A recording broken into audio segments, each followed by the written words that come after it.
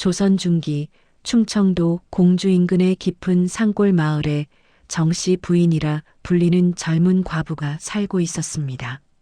28배 나이에 남편을 역병으로 잃고 시댁으로부터 쫓겨나 홀로 산속 움막에서 근근히 살아가고 있었습니다. 오늘도 나물이라도 캐야 하는데 정씨 부인은 광주리를 들고 산으로 향했습니다.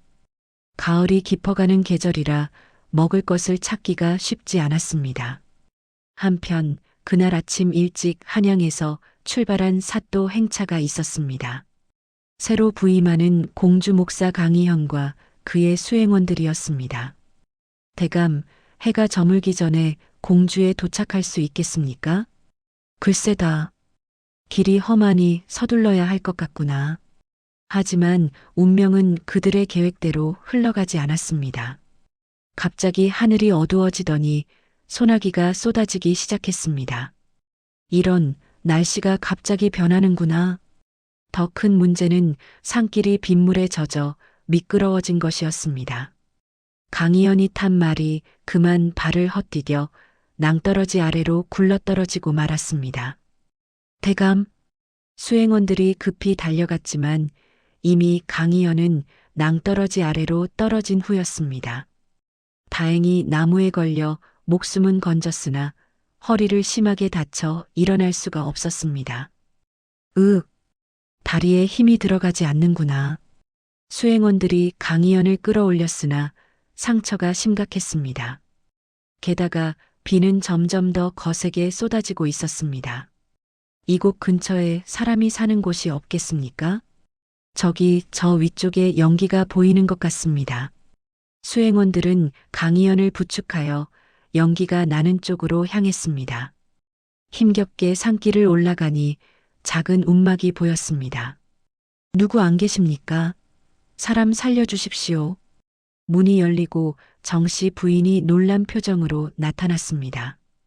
이게 무슨 일이십니까? 저희 어른께서 낙마하여 다치셨습니다. 잠시 비를 피하게 해주십시오. 정씨 부인은 망설였습니다. 과부가 남자들을 집에 들인다는 것은 목숨을 거는 일이었습니다. 하지만 강희연의 창백한 얼굴을 보자 외면할 수가 없었습니다. 어서 들어오십시오. 수행원들이 강희연을 방으로 옮겼습니다. 정씨 부인은 급히 따뜻한 물을 끓이고 깨끗한 천을 준비했습니다. 제가 상처를 살펴보겠습니다. 정씨 부인은 조심스럽게 강희연의 상처를 살펴보았습니다. 다행히 뼈가 부러지지는 않았으나 심한 타박상이었습니다. 이 산에 약초가 많습니다. 제가 약을 지어드리겠습니다. 고맙습니다. 부인. 정씨 부인은 비를 무릅쓰고 밖으로 나가 약초를 캐왔습니다. 그리고 밤새 약을 다리고 강희연의 상처를 정성껏 돌보았습니다. 수행원들은 움막 밖 처마 아래에서 밤을 보냈고 정씨 부인은 방 한쪽 구석에서 강희연을 간호했습니다. 부인, 이렇게까지 해주시다니. 성함이 어찌 되십니까? 정씨라고 합니다. 정씨 부인, 은혜를 어찌 갚아야 할지 모르겠습니다. 사람 살리는 일에 무슨 은혜를 따지겠습니까? 강희연은 정씨 부인의 헌신적인 모습에 감동했습니다. 비록 가난한 움막이었지만 방 안은 깨끗이 정돈되어 있었고 그녀의 손길은 정성스러웠습니다. 부인께서는 어찌 이런 깊은 산속에 혼자 사시는 것입니까? 정씨 부인은 잠시 침묵하다가 조용히 대답했습니다. 남편을 역병으로 잃었습니다. 시댁에서는 제가 남편에게 애군을 가져왔다며 쫓아냈고 친정도 가난하여 돌아갈 수 없었습니다. 그래서 이곳에서 근근히 살아가고 있습니다. 그것 참 안타까운 일이군요. 이제는 다 지난 일입니다. 혼자 사는 것이 외롭기는 하지만 이제는 익숙해졌습니다. 강희연은 정씨 부인의 담담한 목소리에서 깊은 슬픔을 느낄 수 있었습니다. 밤이 깊어가자 정씨 부인이 조심스럽게 말을 꺼냈습니다. 어르신께서는 어디로 가시는 길이십니까? 저는 새로 부임하는 공주 목사입니다. 한양에서 공주로 가던 중 이런 일을 당했습니다. 목사님이시라고요? 정씨 부인은 깜짝 놀랐습니다. 자신이 지금 높은 벼슬아치를 돌보고 있다는 사실을 그제야 깨달았습니다. 놀라게 해드려 죄송합니다. 하지만 지금 이 순간만큼은 저도 그저 부인의 도움이 필요한 한 사람의 환자일 뿐입니다. 강희연의 진심 어린 말에 정씨 부인은 조금 마음이 놓였습니다. 다음 날 아침 비가 그쳤습니다. 강희연의 상태도 많이 호전되었습니다. 부인의 약 덕분에 많이 나은 것 같습니다. 그나마 다행입니다. 하지만 며칠은 더 쉬셔야 할 것 같습니다. 수행원들이 방으로 들어와 강희연에게 보고했습니다. 대감, 공주관하에 급히 전가를 보냈습니다. 곧 사람들이 올 것입니다. 그래, 수고했네. 하지만 그때 마을 사람 하나가 산길을 지나다가 움막의 상황을 목격했습니다. 여러 남자들이 한 과부의 집 주변에 있는 것을 본 것입니다. 어머, 저 과부가 남자들을 끌어들였네. 그 사람은 급히 마을로 내려가 소문을 퍼뜨렸습니다. 산속 과부 정씨가 남자들을 집에 들였대. 뭐라고? 그 과부가? 응, 내가 직접 봤어. 여러 남자들이 그 집에 있더라고. 소문은 순식간에 마을 전체로 퍼졌고 마을의 유지들이 모여 회의를 했습니다. 이건 마을의 풍기를 어지럽히는 일이요. 관아에 고발해야 하오. 맞소. 과부 주제에 남자들을 끌어들이다니. 그들은 급히 공주관하로 향했습니다. 하지만 목사가 아직 부임하지 않아 부목사가 그들을 맞았습니다. 무슨 일로 오셨습니까? 산속에 사는 과부 정씨가 여러 남자들을 집에 들여 음란한 짓을 하고 있습니다.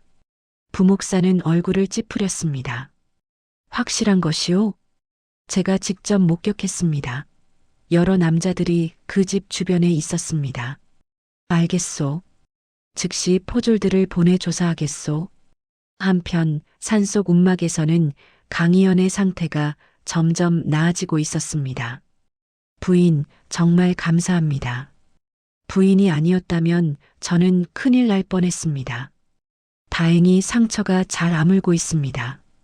하지만 아직은 무리하시면 안 됩니다. 바로 그때 밖에서 소란스러운 소리가 들렸습니다. 관아의 명이다. 문을 열어라. 정씨 부인의 얼굴이 창백해졌습니다. 수행원들이 급히 밖으로 나갔습니다. 무슨 일이요? 정씨 부인을 체포하러 왔소. 음란한 짓을 했다는 고발이 들어왔소. 강희연이 방에서 나오려 했으나 아직 다리가 불편했습니다. 잠깐, 여기는 공주 목사 강희연이 있소. 포졸들이 깜짝 놀라 멈춰섰습니다. 목사님이시라고요? 그렇소. 내가 낙마하여 다쳤고 이 부인이 나를 구해준 것이요. 수행원 하나가 급히 강희연의 관인을 보여주었습니다. 포졸들은 당황하여 어쩔 줄 몰라 했습니다. 이 일을 어찌... 대감, 저희는 몰랐습니다. 알겠소. 부목사에게 전하시오. 내가 곧 관하로 갈 것이라고. 포졸들이 급히 돌아간 후 강희연은 정씨 부인에게 말했습니다. 부인, 걱정 마십시오. 제가 이 일을 해결하겠습니다. 대감님, 저는 괜찮습니다. 이미 익숙한 일입니다. 아니요. 부인은 사람을 구했을 뿐인데 그것이 죄가 될 수는 없소. 이틀 후 강희연은 정식으로 공주 목사로 부임했습니다. 그리고 첫 업무로 정씨 부인의 사건을 다루었습니다. 관아에는 마을 사람들이 가득 모였습니다. 정씨 부인을 고발한 사람들도 와 있었습니다. 정씨 부인, 앞으로 나오시오. 정씨 부인이 조용히 앞으로 나왔습니다. 그대가 여러 남자들을 집에 들였다는 것이 사실이요? 예, 대감. 사실입니다. 사람들이 웅성거렸습니다. 하지만 그들은 제가 끌어들인 것이 아닙니다. 낙마하여 다친 대감님과 수행원들을 구한 것입니다. 강희연이 말했습니다. 정씨 부인의 말이 맞소? 내가 증인이요. 하지만 대감, 과부가 남자들을 집에 들인 것은 법도에 어긋나는 일 아닙니까? 마을 유지 하나가 말했습니다. 강희연이 엄숙한 표정으로 대답했습니다. 그렇다면 묻겠소. 만약 그대가 길에서 쓰러져 있는 사람을 본다면 어찌하겠소? 그야 당연히 구해야지요. 그렇소. 사람의 목숨을 구하는 것이 먼저요. 법도는 그 다음이요. 강희연은 정씨 부인을 향해 돌아섰습니다. 정씨 부인, 그대는 사람의 목숨을 구했소. 이것은 죄가 아니라 선행이요. 오히려 내가 그대에게 감사해야 하오.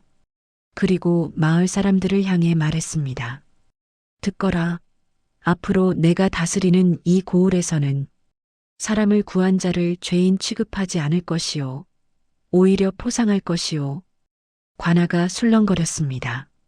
그리고 정씨 부인, 강희연이 다시 정씨 부인을 불렀습니다. 그대의 은혜에 보답하고자 하오. 이 관아에서 약방을 열 것인데 그대가 그곳에서 일해 주시오. 그대의 약초 지식과 의술이 많은 백성들에게 도움이 될 것이오. 정씨 부인은 놀라 고개를 들었습니다. 네, 대감. 제가 그럴 자격이 있겠습니까? 자격은 충분하오. 그대는 이미 한 사람의 목숨을 구했소. 정씨 부인의 눈에 눈물이 맺혔습니다. 감사합니다, 대감. 그날 이후 정씨 부인은 관아의 약방에서 일하게 되었습니다. 처음에는 사람들이 의심의 눈초리로 바라보았지만 그녀의 뛰어난 의술을 경험한 후에는 모두가 감사했습니다. 정씨 부인, 우리 아이 열병을 고쳐주셔서 감사합니다. 정말 손재주가 좋으시네요. 약도 잘 지으시고. 시간이 흐르면서 정씨 부인은 마을에서 존경받는 의녀가 되었습니다.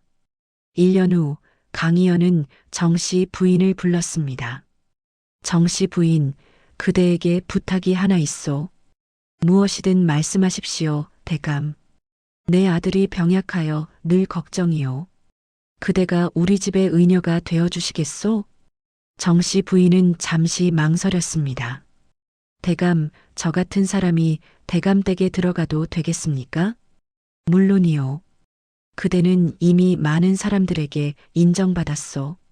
그리고 강희연이 잠시 말을 멈췄다가 조심스럽게 이어갔습니다. 솔직히 말하자면 나는 그대를 존경하오. 그대의 따뜻한 마음과 헌신적인 모습에 감동했소. 정씨 부인은 고개를 숙였습니다. 대감의 말씀이 과분합니다. 아니요. 내 말은 진심이요. 시간을 두고 생각해 보시오.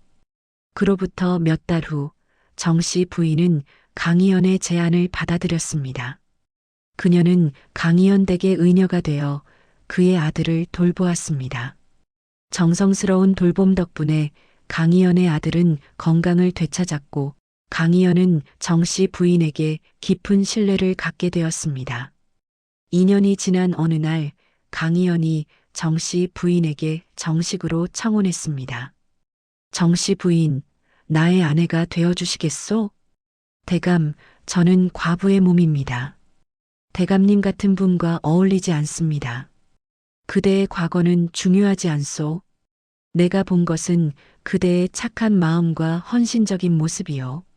정씨 부인은 오랜 고민 끝에 승낙했습니다. 혼례 소식에 마을 사람들이 모두 축하해 주었습니다. 처음에 정씨 부인을 비난했던 사람들도 진심으로 축복을 보냈습니다. 정말 좋은 인연 만나셨어요. 착한 일을 하면 복을 받는구나. 혼례를 올린 후 정씨 부인은 강희연의 아내가 되어 행복하게 살았습니다. 그녀는 계속해서 가난한 백성들을 위해 의술을 베풀었고 많은 사람들의 존경을 받았습니다. 강희연도 훌륭한 목사로서 백성들을 잘 다스렸습니다. 그는 정씨 부인의 이야기를 본보기로 삼아 형식보다는 사람의 마음을 중시하는 정치를 펼쳤습니다. 세월이 흘러 두 사람은 자식들을 낳아 행복한 가정을 꾸렸습니다. 어느 날 저녁 강희영과 정씨 부인이 마루에 앉아 이야기를 나누었습니다. 여보, 그날 비 오는 날을 생각하면 참으로 신기합니다. 맞아요. 만약 그날 대감님을 외면했다면 어떻게 되었을까요? 아마 나는 목숨을 잃었을 것이요. 그리고 우리는 만나지 못했겠지요. 저도 여전히 산속 움막에서 외롭게 살고 있었겠죠. 강희연이 정씨 부인의 손을 잡았습니다. 당신의 용기에 감사하오. 세상의 시선을 두려워하지 않고 사람을 구한 당신의 용기 말이요. 저야말로 대감님께 감사합니다. 저를 믿어주시고 새로운 삶을 주셔서요. 두 사람은 서로를 바라보며 미소를 지었습니다. 밤하늘에는 별이 총총히 빛나고 있었습니다. 한 사람의 용기 있는 선택이 두 사람의 운명을 바꾸고 나아가 많은 백성들에게 희망을 준 아름다운 밤이었습니다. 오늘의 이야기, 미망인의 위험한 선택은 여기서 마치겠습니다. 진정한 선행은 세상의 시선을 두려워하지 않는 용기에서 나온다는 것. 그리고 한 사람을 향한 따뜻한 마음이 얼마나 큰 변화를 만들어낼 수 있는지를 보여주는 이야기였습니다. 시청해주셔서 감사합니다. 구독과 좋아요, 알림 설정 부탁드립니다. 다음에도 더 감동적인 이야기로 찾아뵙겠습니다.